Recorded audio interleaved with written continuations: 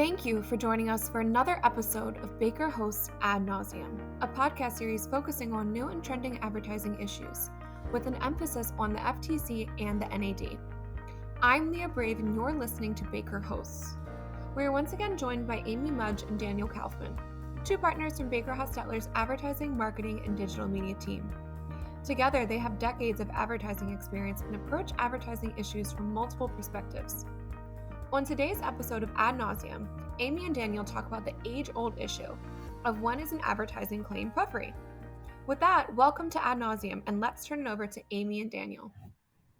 And welcome back to Ad Nauseam, and we are going old school today. No more of that AI stuff, no more of this century. We're going to harken back to those things ad lawyers have been talking about for decades and decades. The age-old issue of, is it an actionable claim or is it puffery? Feels good to be kicking it back old school with my buddy D. And, this could be the world's shortest podcast. When you look at those FTC and those NAD decisions, companies always argue it's a puff. But that is a hard argument to win on. But I am confident, nevertheless, Amy, we can milk at least 20 minutes out of this. Not a problem. Out of any topic. But I got to tell you, when I think about puffery, I think the 1960s. I think Mad Men era. And, we're often obsessed with the 80s, talking about the 80s. But let's turn it back just a few decades and talk the 1960s. We never talk about the 60s. But what sort of iconic 60s TV show or movie is near and dear to your heart? All right, we never talked about the 60s because I was not born for most of them. For most of them, yes. I'm younger than you. I'm younger than you, Daniel, and I will not let you forget Just it. under the wire. But all right, 60s. I mean, we all came home from school, right, and watched reruns on TV because that's what we had. So Gilligan's Island, no questions asked. And actually, we were out to dinner the other night, and we were telling my daughter about Gilligan's Island. She was absolutely appalled. I was so impressed. My husband sang the entire theme song, start to finish, every verse, totally from memory. That's how often we all watch Gilligan's Island.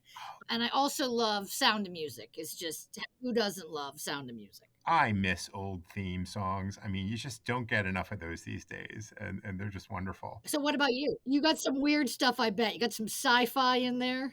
So not sci-fi, but the 1960s Batman TV series was just so much fun, so campy, so enjoyable. I'm not a big superhero person, but give me 1960s Batman with Adam West, and I'm totally there. I know we don't fat shame. I know we're body positive on Ad Nauseam, but Adam West had a muffin top, man. But no, movies, though, all-time favorite. Manchurian Candidate. I think Angela Lansbury was so amazing in that role. She's one of my all-time favorites. I love the movie. I love her performance. So just something amazing that came out of the 60s, certainly. As well as you and I, both two amazing things that came out of the 60s. The very, very tail end, the last whisper of the 60s. All right, so what was your favorite Mad Men episode? You can't pick the series finale. I loved the ketchup one where Peggy and Don competed for the Heinz account. Okay, again, it is going to be confession time for Daniel. I have not watched Mad Men. It has been on my list for a long time. Need to watch it, and I have no idea what you're talking about by the ketchup one. So I look forward to knowing that eventually. I have no words. I could spend the next 20 minutes Mad Men shaming you. But, all right, so. Well, let's level set. Let's focus. The task at hand, puffery. Amy, how do you define puffery? Well, it's never 100% set. Things do change. But generally, when I think of a puff, I think of it as a statement that's exaggerated. It's bravado. Nobody's going to take it seriously. Sometimes it's been defined as a statement about a product that can't be quantified or objectively proven. But I think it's more chest thumping. Give us some examples. What are some taglines that you consider to be puffs? Okay, well, one of the other greatest movies of the world from the 90s, Elf, World's Greatest Cup of Coffee. That's the one we all point to. Oh, Frosted Flakes, what are they? They're great. Okay, very puffy. There's a couple that were actually litigated that I think are really interesting. BMW, World's Greatest Driving Machine, or Allstate, you're in good hands with Allstate, both found to be puffs. I always view puffs as being more of an NAD thing, less of an FTC thing. Though, to be clear. Puffs have their place in FTC lore, and it's specifically called out in the FTC's deception policy statement, which says the Commission generally will not pursue cases involving obviously exaggerated or puffing representations, i.e., those that the ordinary consumers do not take seriously. But so the FTC acknowledging puffs and saying, hey, we're going to steer clear of that. But because the FTC is always kind of like that, they do note also that some exaggerated claims, however, may be taken seriously by consumers and are actionable. And they cite to a few old examples where the FTC rejected a puffery assertion that for an antenna that was touted as an electronic miracle. A what? You have to tell people what an antenna is? I guess. I know. I love old antenna cases. We certainly had those on our TV growing up. But the FTC thought that given the exaggerated claims that were being made next to the calling it of an electronic miracle, that gave it more credence to the exaggerated claim. So context is going to matter. They emphasize context, but how do we draw that line with any certainty? You've got the puff in isolation, but it sounds like context really matters from the FTC's perspective. Oh, absolutely. Context is king. Context is everything, the four corners of the ad. And that's not just advertising lawyers not wanting to actually give advice. I mean, here, that is the be all end all. So it's interesting. When we were getting ready for this awesome episode, I went to the FTC's website. I really wanted to see, what have they said about puffery? Did some searches. And the thing that pops up frequently are the fabulous business blogs by Leslie Fair. A lot of the discussion of puffery on the FTC website happens in her blogs, and she's often pointing out what is and isn't puffery. So some examples, statements about shipping, she makes it clear, aren't puffery. And she writes, like price and product features, they're among the objective claims consumers rely on in deciding whether to do business with you or your competitor. Talks about puffery in a skincare case. She says, ads that focus on users' dewy visage or angelic glow are probably just puffery, which are fabulous Leslie lines. But once companies make objective product representations, long-standing substantiation principles apply. And she also talks about it in the Made in the USA context, saying, Made in the USA isn't just flag-waving puffery. It's an objective claim that companies must substantiate with solid proof. Yeah. So there's certain things that they can't be a puff. Those probably are the easy ones. But we should all be following Leslie's advice and reading her blog, and ours, of course. Absolutely. In law. But Leslie's is a classic and truly no puff, one of the best blogs in our area. But look, when it comes to the FTC, I mean, mostly, companies kind of make that feeble argument. I sometimes call puffery the last refuge of scoundrels. If you got nothing to say to support your claim, say, well, it's a puff. It's a puff. But there have been some cases, and you don't have to go back to find a TV antenna, which you needed to watch your 1960s shows. More recently, there was one from, I think it was about 2017, Natural Urologic. It was a contempt action. The defendants tried to argue puffery as a defense, but the judge said, look, puffery includes general opinion, representations that the product is the best or it's superb. But in that case, the puffery defense didn't fly because there were, in that context, which we're going to keep coming back to, express claims about fat burning and weight loss. And so if you had things like best or superb claims standing alone, those might have been puffs, but when you couple them up with things about weight loss and fat loss, absolutely not. That's when you make an adjective into an actual claim. So, and Amy, I don't do my FTC war stories too often, but actually puffery was also raised in a case. Every time you do your war stories? All right. Here's my FTC war story. No, it came up in a case I worked on many years ago at the FTC. It was a case against Direct Marketing Concepts, which eventually made it all the way up to the First Circuit, though unfortunately I was no longer working on the case at that point. This was a case that involved really strong health claims for a green product. Defendants raised all sorts of issues, including puffery claims and claiming that the infomercials were puffery and they were mollified by disclaimers. The court did not buy it, knowing these were specific and measurable claims that may be literally true or false, like cancer cure claims and pain treatment claims. Certainly not a close call at all there, but let's switch it over to NAD because that's where we do see the much closer calls and real challenges involving puffery claims. 100%. And actually, the NADs had a couple recently, actually a bunch of cases about puffery. One of them had me a little bit befuddled. But speaking of our blog, I did just write a couple of blogs on both of these cases on Adventures in Law. Puffery seems to be having a renaissance, if you will, at the NAD. So what is the lesson we take on this NAD decision you wrote about regarding best claims? All right, so this is a case about beef jerky, a very meaty case you can sink your teeth into. Ha ha ha. I would say no pun intended, but it was clearly Yes, intended. it was clearly intended. All right, so best, just by itself, maybe even coupled with some other adjectives, almost certainly going to be a puff with nothing more. Best with reference to ingredients in food cases, let's put a pin in that for a minute. Best with product attributes, best company by showing or referring to competitive product, almost certainly to be a claim. It's not always black and white. As I said this with food cases, when there's ingredients, it harkens back to an old classic Lanhamac case involving pizza, where it was found that better ingredients, better pizza was a puff.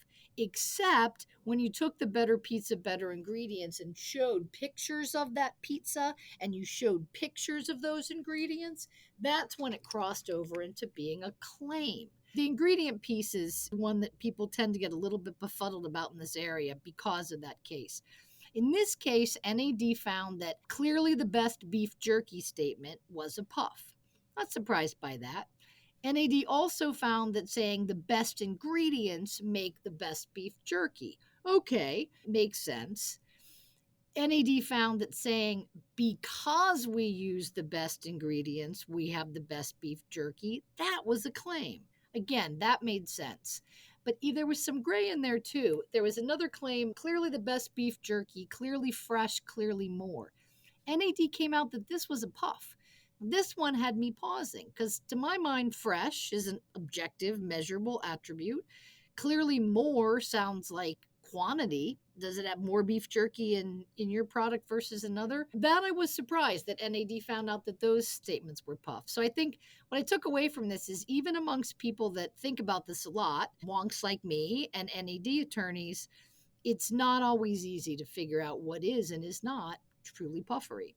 You are indeed an NAD wonk, Amy, but I always do think it's really fascinating to focus on areas where puffs actually exist. And, we're going to hammer home context till the cows come home.